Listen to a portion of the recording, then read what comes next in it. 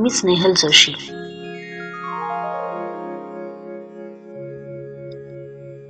रसिक हो, चाळ संस्कृती होती तेव्हा खूप छान होतं नाही.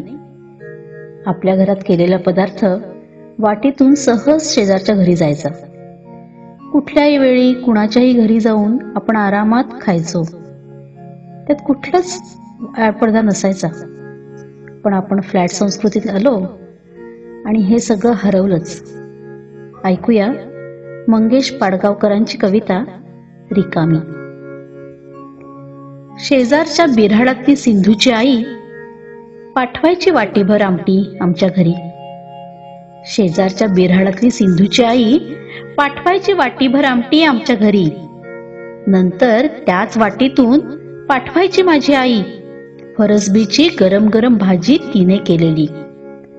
नंतर त्याच वाटीतून पाठवायची माझी आई फरसबीची गरम गरम भाजी तिने केलेली. कधी आई पाठवायची पोहे तिने केलेले आणि त्या वाटीतून परत यायचा गोड शिरा.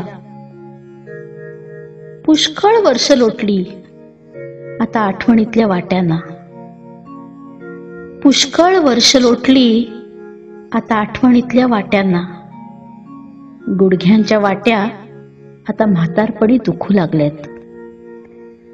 घराघरातल्या स्वयंपाकघरात आता उभे आहेत भांडी मांडून ठेवायचे देखणे लाकडी स्टँड. घराघरातल्या स्वयंपाकघरात आता उभे आहेत भांडी मांडून ठेवायचे देखणे लाकडी स्टँड आणि त्या स्टँडवर स्टेनलेसच्या सुंदर वाट्या.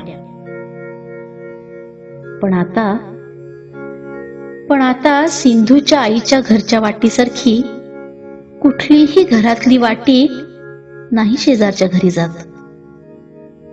आणि माझ्या आईची आमटीनं भरलेली वाटी आठवणींच्या अडगळीत कुठेतरी रिकामी पडली आहे.